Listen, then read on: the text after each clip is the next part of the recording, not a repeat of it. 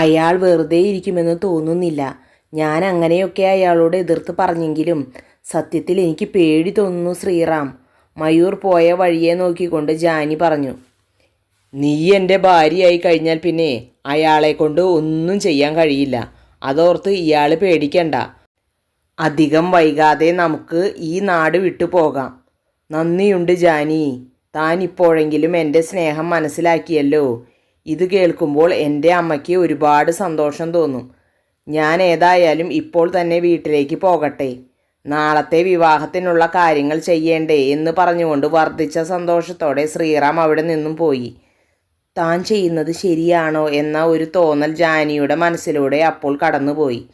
എൻ്റെ മകൾ ഇത് അംഗീകരിക്കുമോ? ഇല്ല, അവൾ ഇതൊരിക്കലും അംഗീകരിക്കില്ല. ഞാൻ ഇത് അവളോട് എങ്ങനെ പറയും? അവസാനം അവൾ എന്നെ വെറുക്കുമോ? ചിലപ്പോൾ മയൂരിൻ്റെ കൂടെ അവൾ മാണിക്യശ്ശേരിയിലേക്ക് പോകുമോ? ജാനിയുടെ മനസ്സിൽ ഒരുപാട് ചോദ്യങ്ങൾ ഉയർന്നു വന്നു. വൈകുന്നേരം ജാനിയുടെ ഫ്ലാറ്റിൽ. ചേച്ചി എന്തൊക്കെയായി പറയണേ? കാര്യം സാറ് ചേച്ചിയെ ഒരുപാട് ദ്രോഹിച്ചിട്ടുണ്ട്. പക്ഷേ സാർ ഇപ്പോൾ അതിൽ പശ്ചാത്തപിക്കുന്നുമുണ്ട്. തെറ്റ് ചെയ്യാത്ത മനുഷ്യരുണ്ടോ ചേച്ചി? അങ്ങനെ ഒരു തെറ്റ് എൻ്റെ സാറ് ചേച്ചിയോട് ചെയ്തു. ചേച്ചിക്ക് ക്ഷമിക്കാമല്ലോ. കുറേ നാൾ നിങ്ങൾ ഇങ്ങനെ കഴിഞ്ഞാലും ഭാവിയിൽ നിങ്ങൾ ഒരുമിക്കുമെന്നാണ് ഞാൻ കരുതിയത്. അച്ഛ എന്ന വിളി കേൾക്കാൻ ആ പാവം ഒരുപാട് ആഗ്രഹിക്കുന്നുണ്ട്. ചേച്ചിയെ ഓർത്താണ് ഞാൻ സാറിനെ അച്ഛ എന്ന് വിളിക്കാത്തത്. ഇപ്പോൾ എനിക്കും ആഗ്രഹമുണ്ട് അങ്ങനെ വിളിക്കാൻ. സത്യത്തിൽ എൻ്റെ അച്ഛൻ തന്നെയല്ലേ മയൂർ സാറ്? നോക്കൂ ചേച്ചി, ചേച്ചി എങ്ങാനും ശ്രീറാം സാറിനെ കെട്ടിയാൽ അടുത്ത നിമിഷം തന്നെ ഞാൻ മയൂർ സാറിൻ്റെ കൂടെ ആ ഫ്ലാറ്റിലേക്ക് താമസമാക്കും. അതുമാത്രവുമല്ല, സാറിനെ അച്ഛ എന്ന് വിളിച്ചു തുടങ്ങും. വർദ്ധിച്ച ദേഷ്യത്തോടെ തമ്പുരു പറഞ്ഞു. ഭീഷണിയാണോ? ഇനി ഭീഷണിയായാലും കുഴപ്പമില്ല. നിന്റെ ഭാഗത്തു നിന്നും ഞാൻ ഇതൊക്കെ പ്രതീക്ഷിക്കുന്നുണ്ട്. എത്രയായാലും നീ അയാളുടെ വിത്തല്ലേ. ആ ഗുണം കാണിക്കാതിരിക്കില്ലല്ലോ. വിത്ത് ഗുണം 10 ഗുണം. ഭീഷണിയൊന്നുമല്ല ചേച്ചി. ശ്രീറാം സാറിനെ കെട്ടിയാലുണ്ടാവുന്ന സംഭവങ്ങൾ ഞാൻ വെറുതെ ഒന്ന് പറഞ്ഞു എന്ന് മാത്രം എന്ന് പറഞ്ഞുകൊണ്ട് തമ്പുരു അവളുടെ മുറിയിലേക്ക് പോയി വാതിൽ കൊട്ടിയടച്ചു. ജാനി, നിന്റെ ജീവിതമാണ്, നിനക്ക് തീരുമാനിക്കാം. പക്ഷേ ഒരു കാര്യം എനിക്ക് പറയാനുണ്ട്. ഈ ഒരു തീരുമാനത്തിൻ്റെ പേരിൽ ഭാവിയിൽ നിനക്ക് ആരുമില്ലാതെ പോകരുത്. ചിലപ്പോൾ നീ നൊന്തു പ്രസവിച്ച നിന്റെ മകൾ പോലും നിനക്ക് അന്യായി മാറും എന്ന് പറഞ്ഞുകൊണ്ട് മെറിനും അവിടെ നിന്നും എഴുന്നേറ്റ് പോയി. നിർത്താതെയുള്ള കോളിംഗ് ബെല്ലിൻ്റെ ശബ്ദം കേട്ടാണ് മയൂർ ഉണർന്നത്. അവൻ മെയിൻ ഡോറ് തുറക്കാനായി എണീറ്റ് വരുമ്പോഴേക്കും മയൂരി പോയി ഡോറ് തുറന്നിരുന്നു. കരഞ്ഞു കലങ്ങിയ കണ്ണുകളോടെ തമ്പുരു ഫ്ലാറ്റിൻ്റെ ഉള്ളിലേക്ക് കയറി വന്നു. അച്ഛാ എന്ന് വിളിച്ച് അവൾ ഓടിച്ചെന്ന് മയൂരിനെ കെട്ടിപ്പിടിച്ച് പൊട്ടിക്കരഞ്ഞു. എന്താടാ, എൻ്റെ മോൾ എന്തിനാ കരയണേ? ചേച്ചി, ആ ശ്രീറാം സാറിനെ വിവാഹം കഴിക്കാൻ തീരുമാനിച്ചു. അതും നാളെ തന്നെ. ഏങ്ങലടിച്ച് കരഞ്ഞുകൊണ്ട് അവൾ പറഞ്ഞു. അതിനെന്തിനാ എൻ്റെ മോള് കരയണത്? അയാളുടെ ജീവിതമല്ലേ, അയാൾ തീരുമാനിക്കട്ടെ. അയാൾക്ക് ശ്രീറാമിനെ ഇഷ്ടമാണെങ്കിൽ അവർ ഒരുമിച്ച് ജീവിക്കട്ടെ. മോൾക്ക് ഞാനില്ലേ. ഞാൻ മാത്രമല്ല, മാണിക്യശ്ശേരിയിൽ എൻ്റെ മോളുടെ വരവും കാത്തിരിക്കുന്ന ഒരുപാട് പേരുണ്ട്. അവൻ അവളെ തലോടിക്കൊണ്ട് പറഞ്ഞു. എന്നാലും അച്ഛാ, ചേച്ചി.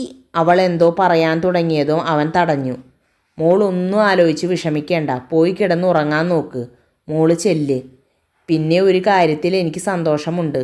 മോളുടെ ചേച്ചി അംഗീകരിച്ചില്ലെങ്കിലും മോൾ എന്നെ അച്ഛ എന്ന് വിളിച്ചല്ലോ എന്ന് പറഞ്ഞ് അവൻ അവളുടെ നെറുകയിൽ ഒരു മുത്തം കൊടുത്തു. പോയി കിടന്നുറങ്ങ്. ഞാനിന്ന് ഇവിടെയാ കിടക്കണേ. ഇന്ന് ഏതായാലും ഇവിടെ വേണ്ട മോളെ. മോള് പോയി നിന്റെ ചേച്ചിയെ കെട്ടിപ്പിടിച്ച് കിടന്നുറങ്ങ്. നാളെ ചേച്ചി കുളിച്ചൊരുങ്ങി വിവാഹം കഴിക്കാൻ പോകുമ്പോൾ ഒരു ഹാപ്പി മാരീഡ് ലൈഫ് പറഞ്ഞേക്ക്. കിടക്കാൻ പോയിട്ട് ഞാനിന്ന് ചേച്ചിയോട് മിണ്ടുക പോലുമില്ല, വാശിയോടെ തമ്പുരു പറഞ്ഞു. വേണ്ട, മോള് മിണ്ടണ്ട. ഇന്ന് ഏതായാലും മോൾ ഇവിടെ കിടക്കണ്ട. ചെല്ല് മോളെ, ബാക്കിയൊക്കെ നാളെ നോക്കാം. അച്ഛൻ്റെയും മകളുടെയും സ്നേഹം കണ്ട് ആനന്ദ കണ്ണീർ പൊഴിച്ചു നിൽക്കുകയായിരുന്നു മയൂരി അപ്പോൾ അവിടെ. ഒരു കണക്കിന് സമാധാനിപ്പിച്ച് മയൂർ അവളെ പറഞ്ഞയച്ചു. കണ്ടില്ലേ എൻ്റെ മകൾക്ക് എന്നോടുള്ള സ്നേഹം. ഇനി എനിക്ക് എന്ത് വേണം? ഞാനിപ്പോൾ ജയിച്ചില്ലേ മയൂരി. എൻ്റെ മകൾ എന്നെ സ്നേഹിക്കാൻ തുടങ്ങിയിരിക്കുന്നു. ഈ ലോകം പിടിച്ചടക്കിയ സന്തോഷമുണ്ട് എനിക്കിപ്പോൾ, മയൂരിയോടായി പറഞ്ഞുകൊണ്ട് അവൻ മുറിയിലേക്ക് പോയി. എൻ്റെ ഏട്ടന് എന്നാ നല്ലൊരു കുടുംബജീവിതം ഉണ്ടാവുക? എന്ന് ചിന്തിച്ച് മയൂരി അവൻ പോയ വഴിയെ നോക്കി നിന്നു. അന്ന് രാത്രി ഏറെ വൈകിട്ടും ജാനിക്ക് ഉറങ്ങാൻ കഴിഞ്ഞില്ല. ഞാൻ എന്താണ് ശ്രീറാമിനോട് പറഞ്ഞത്? ഞാൻ ഒരിക്കലും അദ്ദേഹത്തെ മറ്റൊരു രീതിയിൽ കണ്ടിട്ടില്ല. മയൂരിനോടുള്ള ദേഷ്യം കൊണ്ട് പെട്ടെന്ന് അങ്ങനെ പറഞ്ഞു പോയതാണ്. ഇനി ഞാൻ എന്താ ചെയ്യുക? എനിക്കൊരിക്കലും ശ്രീറാമിനെ എൻ്റെ ഭർത്താവിൻ്റെ സ്ഥാനത്ത് കാണാൻ കഴിയില്ല. ഈ വിവാഹത്തിലൂടെ എൻ്റെ മകൾ എന്നിൽ നിന്നും അകന്നു പോകും. അന്ന് അവൾ ആ മുറിയിൽ തനിച്ചായിരുന്നു. ശ്രീറാമുമായുള്ള വിവാഹത്തെ പറ്റി പറഞ്ഞതും മെറിനും ആ മുറി വിട്ട് അടുത്ത മുറിയിൽ പോയി കിടന്നു. ഞാൻ ഇനി എന്താ ചെയ്യുക? എൻ്റെ ജീവിതം എൻ്റെ നിയന്ത്രണം വിട്ടു പോവുകയാണോ? ഒരു കാര്യം ചെയ്യാം, ശ്രീറാം സാറിനെ വിളിച്ച് മയൂരിനോടുള്ള ദേഷ്യം കൊണ്ട് അങ്ങനെ പറഞ്ഞതാണെന്ന് പറയാം എന്നൊക്കെ ചിന്തിച്ച ജാനി ഫോൺ എടുത്ത് ശ്രീറാമിനെ വിളിച്ചു. ഹലോ, എന്താടോ, തനിക്ക് ഉറക്കം വരണില്ലേ? ഈ ഒരു രാത്രി കൂടി ക്ഷമിക്ക്, നാളെ നമ്മൾ ഒന്നല്ലേ?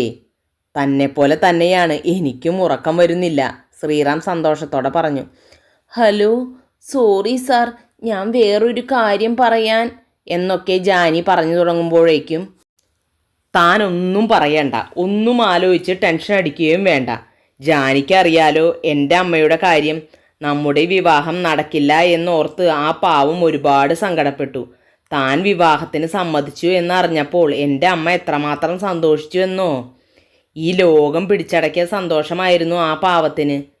ഞങ്ങളുടെ ജീവിതത്തിലേക്ക് ഒരു പുതുവസന്തമായാണ് താൻ കടന്നു വരുന്നത്, ശ്രീറാം സന്തോഷത്തോടെ പറഞ്ഞു. അത് സാറേ, തമ്പുരുമോളുടെ കാര്യം ഓർത്ത് താൻ വിഷമിക്കേണ്ട. അവൾ പെട്ടെന്ന് എന്നെ അംഗീകരിച്ചു എന്ന് വരില്ല, പക്ഷേ ഭാവിയിൽ അവൾ നമ്മളെ മനസ്സിലാക്കും. തനിക്കൊരിക്കലും അവളെ നഷ്ടപ്പെടുകയില്ല എന്ന് ഞാൻ ഉറപ്പു തരാം. അതല്ല സാറേ ഞാൻ പറയണത്. മയൂരിൻ്റെ കാര്യമാണോ? അതോർത്ത് താൻ വിഷമിക്കേണ്ട. ഇതല്ലെങ്കിൽ വേറെ ജോലി. അവന് നമ്മളെ ഒന്നും ചെയ്യാൻ കഴിയില്ല. എൻ്റെ ഒരു സുഹൃത്തും ഫാമിലിയും ബാംഗ്ലൂർ സെറ്റിൽഡാണ്. വിവാഹം കഴിഞ്ഞ ഉടനെ അമ്മയെയും കൂട്ടി നമുക്ക് അങ്ങോട്ട് പോകാം. ജോലിയുടെ കാര്യമൊക്കെ അവിടെ ചെന്നിട്ട് നമുക്ക് തീരുമാനിക്കാം. പിന്നെ തൻ്റെ സർട്ടിഫിക്കറ്റ് അവൻ തടഞ്ഞു വെച്ചാൽ നമുക്ക് കോടതിയിൽ പോകാം. സാറേ, ഞാൻ അതല്ല പറഞ്ഞു വരുന്നത്. താനൊന്നും പറയണ്ട, ഉറങ്ങ്. ഇപ്പോൾ തന്നെ വൈകി. ഇന്ന് ശരിക്കും ഉറങ്ങിയില്ലെങ്കിൽ നാളെ അതിൻ്റെ ക്ഷീണം തൻ്റെ മുഖത്ത് കാണും. കല്യാണം ജീവിതത്തിൽ ഒരിക്കലേ വരൂ. അന്ന് മുഖം നല്ല ഫ്രഷ് ആയിരിക്കണം. പിന്നെ സ്കൂളിനടുത്തുള്ള ദേവീക്ഷേത്രത്തിൽ ഞാൻ എല്ലാ കാര്യങ്ങളും പറഞ്ഞ് ഏർപ്പാടാക്കിയിട്ടുണ്ട്. ഒരു 8 മണിയോടുകൂടി താൻ അങ്ങോട്ട് വന്നാൽ മതി. ഞാനും അമ്മയും അവിടെ കാത്തു നിൽക്കാം.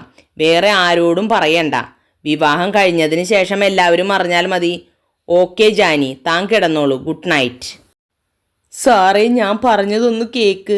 ജാനി പറയും മുമ്പേ ശ്രീറാം ഫോൺ വെച്ചു. ഞാൻ ഇനി എന്ത് ചെയ്യും ദൈവമേ? ശ്രീറാം സാറിനെ വിവാഹം കഴിക്കാൻ കഴിയില്ല എന്ന് പറഞ്ഞാൽ ഞാൻ പറഞ്ഞ് പറ്റിച്ചതുപോലെ ആ പാവത്തിന് തോന്നും. സാറിനും അമ്മയ്ക്കും ആഗ്രഹം കൊടുത്തിട്ട് താല്പര്യമില്ല എന്ന് പറഞ്ഞാൽ ഞാൻ ചതിച്ചതായി അവർ കണക്കാക്കില്ലേ? പക്ഷേ ശ്രീറാം സാറിനെ ഒരിക്കലും എനിക്ക് ഭർത്താവായി കാണാനും കഴിയില്ല. ഇനി വിവാഹം കഴിഞ്ഞാലും ഞാൻ ആ പാവത്തിനെ പറ്റിക്കുകയല്ലേ? അയ്യോ, ഞാൻ എന്ത് ചെയ്യും എൻ്റെ ദൈവമേ? നെഞ്ചു നീറി കരഞ്ഞുകൊണ്ട് ജാനി അലമാരയിൽ വെച്ചിരുന്ന മയൂരിൻ്റെയും ജാനിയുടെയും വെഡ്ഡിംഗ് ഫോട്ടോ എടുത്ത് ആ ഫോട്ടോയിൽ ഒന്ന് തലോടി. അവളുടെ 2 തുള്ളി കണ്ണുനീർ കവിളിലൂടെ ഒലിച്ചിറങ്ങി ഫോട്ടോയിലേക്ക് വീണു. ഞാൻ എന്തിനാണ് ഈശ്വര ഈ മനുഷ്യന് വേണ്ടി ഇങ്ങനെ കരയണത്? ഇയാൾ കാരണമല്ലേ ഞാനിപ്പോൾ നിർബന്ധമായി ശ്രീറാമിനെ സ്വീകരിക്കേണ്ട ഒരവസ്ഥ വന്നത്. പിന്നെയും അവൾ മയൂരിൻ്റെ ഫോട്ടോയിലേക്ക് നോക്കി. മനസ്സിൻ്റെ ഒരു കോണിൽ അവനോട് സ്നേഹമുണ്ടെങ്കിലും മറുകോണിൽ അവനോടുള്ള ദേഷ്യം ഇരച്ചു കയറുകയാണ്. മനസ്സിൻ്റെ ഉള്ളിൽ വാദപ്രതിവാദങ്ങൾ നടന്നുകൊണ്ടിരുന്നു. അന്ന് ജാനിക്ക് ഉറങ്ങാൻ കഴിഞ്ഞില്ല. പിറ്റേന്ന് അവൾ നേരത്തെ എഴുന്നേറ്റ് കുളിച്ചൊരുങ്ങി ഒരു സെറ്റുമുണ്ടെടുത്തുടുത്തു. എന്തോ ഓർത്തതുപോലെ അവൾ ബാൽക്കണിയിലേക്ക് ചെന്നു നിന്നു. മയൂരിൻ്റെ ഫ്ലാറ്റിൻ്റെ ബാൽക്കണിയിലേക്ക് നോക്കി. അവിടെ ശൂന്യമാണ്. സാധാരണ ദിവസങ്ങളിൽ ഈ സമയത്ത് അവിടെ അവൻ ഉണ്ടാകാറുണ്ട്. പക്ഷേ ഇന്ന് അവനെ കാണാത്തതിൽ നിരാശ തോന്നിയ ജാനി പിന്തിരിഞ്ഞ് നടക്കാൻ ഒരുങ്ങി.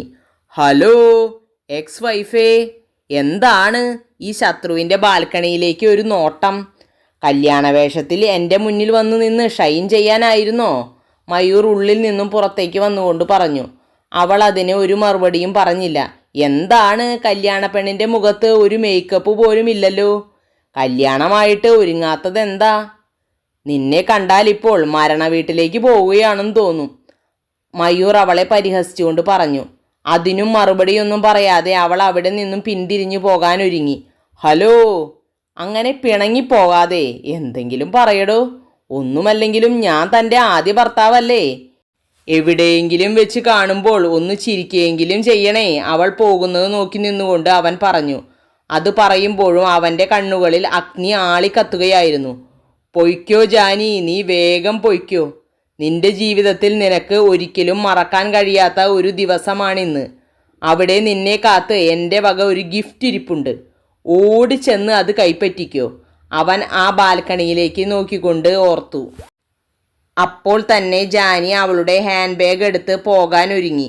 മെറിനും തമ്പുരുവും എണീറ്റിട്ടുണ്ടായിരുന്നെങ്കിലും അവർ ജാനിക്ക് മുഖം കൊടുത്തില്ല. ഒരു ഓട്ടോയും പിടിച്ച് അപ്പോൾ തന്നെ അവൾ ദേവി ക്ഷേത്രത്തിലെത്തി. അമ്പലത്തിൻ്റെ ആൽമരത്തിൽ അവൾ കയറിയിരുന്നു. 8 മണി കഴിഞ്ഞ് അരമണിക്കൂർ കഴിഞ്ഞിട്ടും ശ്രീറാമിനെ കാണാത്തതുകൊണ്ട് അവൾ അവനെ ഫോണിൽ വിളിച്ചു. ഫോൺ സ്വിച്ച് ഓഫ് ആയിരുന്നു. പിന്നെ ശ്രീറാമിൻ്റെ അമ്മയായ ഇന്ദുമതിയുടെ ഫോണിലേക്കും വിളിച്ചു. ആ ഫോണും സ്വിച്ച് ഓഫ് ആയിരുന്നു. ഒരുപാട് സമയം വൈകിട്ടും അവരെ കാണാതായപ്പോൾ അവൾക്ക് എന്തോ സംശയം തോന്നി. അവൾ മറ്റൊരു ഓട്ടോ വിളിച്ച് ശ്രീറാമിൻ്റെ വീട്ടിലേക്ക് പോയി. വീടിൻ്റെ മുൻപിലായി ഓട്ടോ നിർത്തി. ഓട്ടോയിൽ നിന്ന് ഇറങ്ങിയ ജാനി അവിടുത്തെ കാഴ്ച കണ്ട് ഞെട്ടി വിറച്ചുപോയി. ആ വീട് നിറയെ ആളുകൾ തിങ്ങിക്കൂടി നിൽക്കുകയായിരുന്നു. ഹലോ കൂട്ടുകാരെ, എന്തായിരിക്കും ജാനി അവിടെ കണ്ട കാഴ്ച? ശ്രീറാമിനും ഇന്ദുമതിക്കും എന്തായിരിക്കും സംഭവിച്ചിട്ടുണ്ടാവുക? നിങ്ങൾ കമൻറ്റിലൂടെ അഭിപ്രായം അറിയിക്കണേ. സബ്സ്ക്രൈബ് ചെയ്യാത്തവർ സബ്സ്ക്രൈബ് ചെയ്തതിന് ശേഷം കേൾക്കാൻ ശ്രമിക്കണേ.